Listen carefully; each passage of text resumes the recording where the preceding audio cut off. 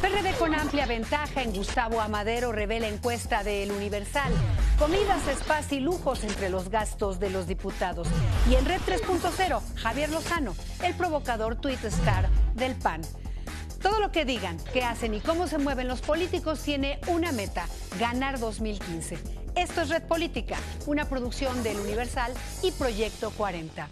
El 5 de octubre, cuando todo debía ser fiesta para Carlos Navarrete por asumir la dirigencia del PRD, es más bien de triste memoria. Ese mismo día, los detenidos por la desaparición de los 43 normalistas confesaron el asesinato de los estudiantes en Iguala, un municipio y un estado gobernados por 2 perredistas. De ahí para adelante solo ha habido tormentas, incluida la renuncia de Cuauhtémoc Cárdenas.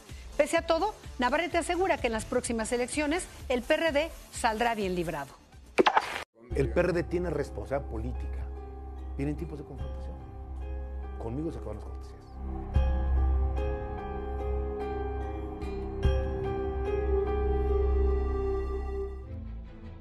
A 2 meses de resultar electo como presidente nacional del PRD, Carlos Navarrete reconoce que tanto lo ocurrido en Iguala como la renuncia de Cuauhtémoc Cárdenas cimbró a su partido. Por eso proyecta a partir del próximo año un nuevo rostro para el PRD. La principal tarea del PRD en los próximos meses, a partir del 10 de enero, es reencontrarse con su electorado en el territorio. Y lo vamos a hacer con una brigada que va a tocar puertas. En ese sentido, el líder del Sol Azteca advierte que en el PRD se privilegiará al partido y no a las corrientes, que habrá más transparencia y mayor vigilancia de sus funcionarios. En entrevista con el Universal, Navarrete traza el camino rumbo a las elecciones intermedias, en las que asegura su principal rival será el Partido Revolucionario Institucional. El contrincante del PRD no está en el flanco izquierdo. El contrincante del PRD está en el PRI y en su gobierno. Por eso advierte que mientras esté al frente del PRD, existirá una distancia con el gobierno federal y asegura que no se le verá en una foto con el presidente Enrique Peña Nieto. Hay tiempos de diálogo, tiempos de acuerdos, tiempos de diferenciación y tiempos de confrontación. Navarrete sabe que en 2015 se juega el futuro de su partido y será entonces cuando se reconozca si su presidencia es útil para el Sol Azteca. Gustavo Amadero es la segunda delegación más poblada del Distrito Federal y durante años han predominado la pobreza y la delincuencia. Pero si hablamos de preferencias políticas, los habitantes no parecen estar a disgusto con los sucesivos gobiernos perredistas. La encuesta electoral del Universal de esta semana se aplicó en la delegación Gustavo Amadero del Distrito Federal. En esta demarcación, el PRD encabeza la intención de voto con una ventaja de 16% sobre su más cercano competidor, el PRI. El PAN y Morena se encuentran prácticamente empatados en la tercera posición. En esta demarcación, el PRI y el PAN tienen mayor presencia entre los hombres que entre las mujeres. Hasta aquí el análisis estadístico de la encuesta. El análisis de esta fotografía del momento con Alberto Asís. Estas primeras mediciones en todas las delegaciones que se están haciendo, pues muestran una película que corresponde a otro momento. Y en ese sentido, pues sería ingenuo y difícil irse con estas cifras, sobre todo porque esta encuesta de la Gustavo Amadero tiene un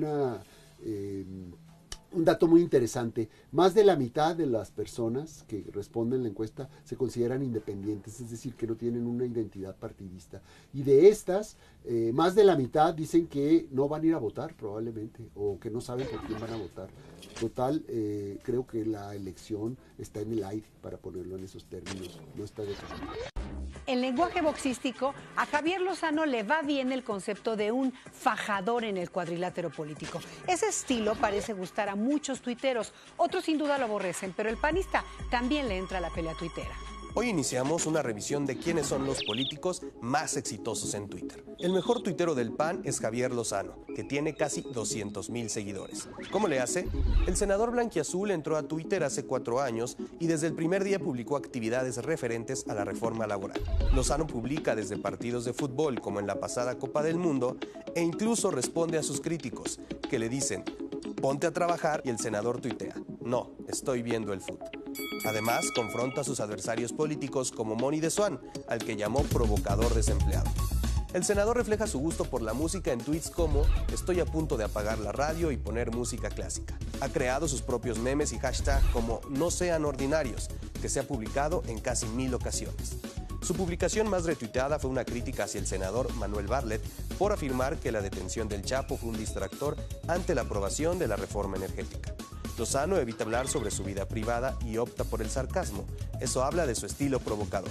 Su estrategia le ha servido para que, en promedio, su nombre aparezca en Twitter 2000 veces tan solo en el último mes. Por eso, Javier Lozano es el tweet star del partido Acción Nacional. Esto fue Red 3.0. Enrique Fernández se reunió con los estudiantes del Politécnico para reestructurar el calendario y no perder el ciclo escolar. Un tema que se ve difícil porque, a ver, ¿cómo recuperan 3 meses de clases? Los jóvenes insisten además en destituir a varios directores de planteles, aunque luego de que se les dijo que sí a todas las peticiones, aseguran que ya van a entregar los planteles. Este es un perfil del hombre que en estas circunstancias dirige al Politécnico Nacional. Enrique Fernández Fasnacht nació el 23 de octubre de 1950 en la Ciudad de México y desde junio de 2013 se desempeñaba como secretario ejecutivo de la Asociación Nacional de Universidades, la ANUIES. En 1974 se tituló como ingeniero químico en la Escuela Superior de Ingeniería Química e Industrias Extractivas y en 1978 estudió una maestría en química en la UAM.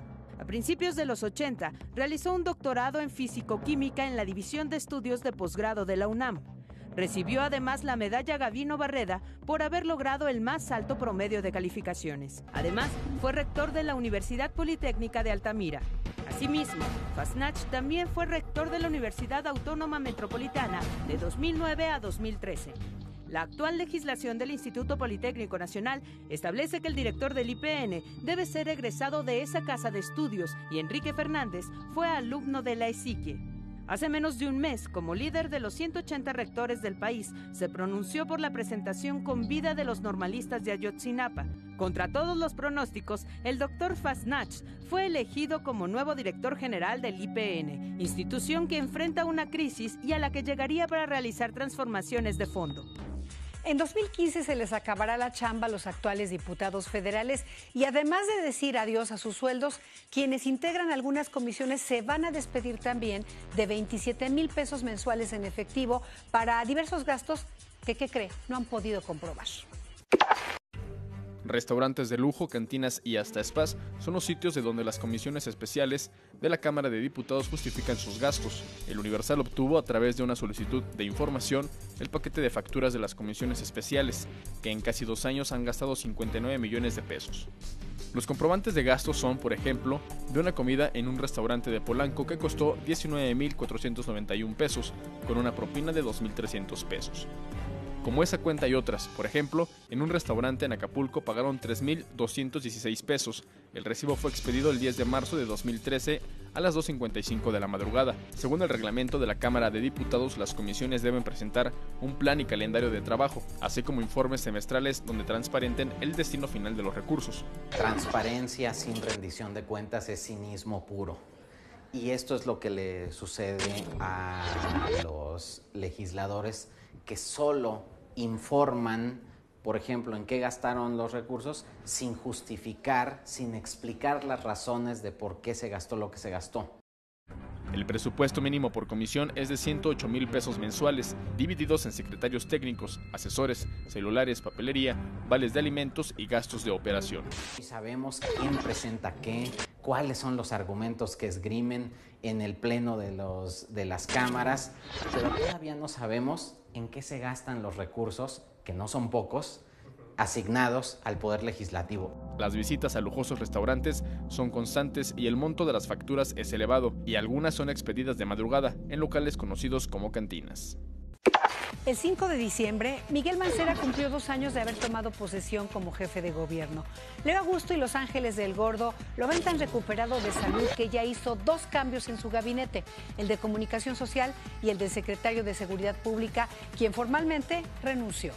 El submarino político presenta presenta El Corazón Mancerado.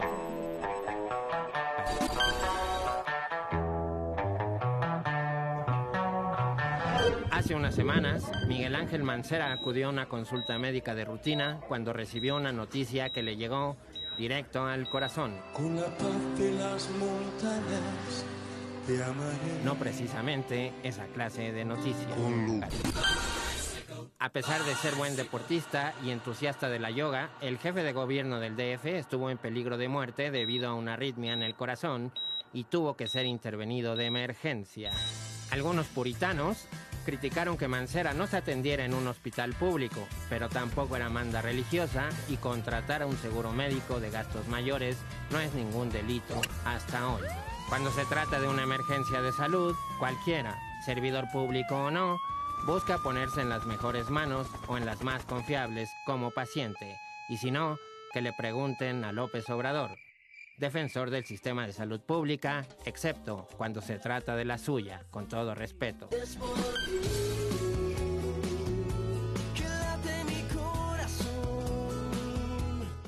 Ahora, con Mancera de regreso, con una ciudad que no espera a nadie y que nunca duerme, los capitalinos podemos decir que no pasó de un susto. El susto fue para el jefe de la policía del DF, quien no se salvó de un jalón de orejas por su desafortunada declaración respecto a la marcha del 20 de noviembre. Yo felicito a mi personal por el trabajo demostrado, le guste a quien le guste. Y el que casi se infartó fue el encargado de comunicación del GDF, que le dieron las gracias por participar luego del pésimo manejo de crisis que tuvo mientras Mancera estaba en el hospital.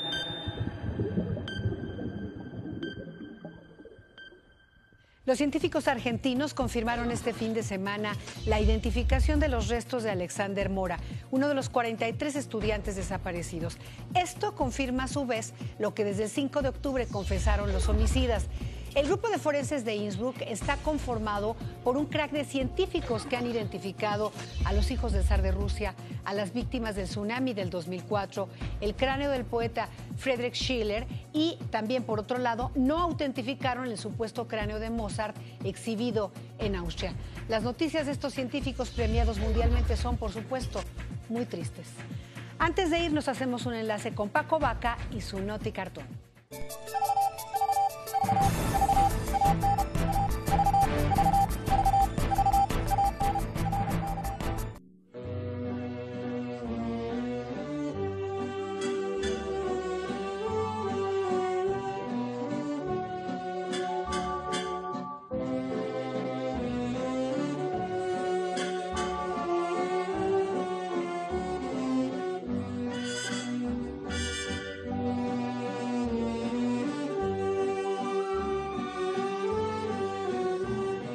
Un saludo a quienes nos siguen en Torreón, Coahuila, a través del canal 13.2. Y le invito a leer la revista Central en su edición decembrina, que entre muchas otras cosas trae todos los detalles de la 7ª edición de la Ciudad de las Ideas. Y además, para quienes quieran saber cómo les va a ir en 2015 a Luis Miguel o a Gael García, trae las predicciones de una gitana, así que no se la pierda.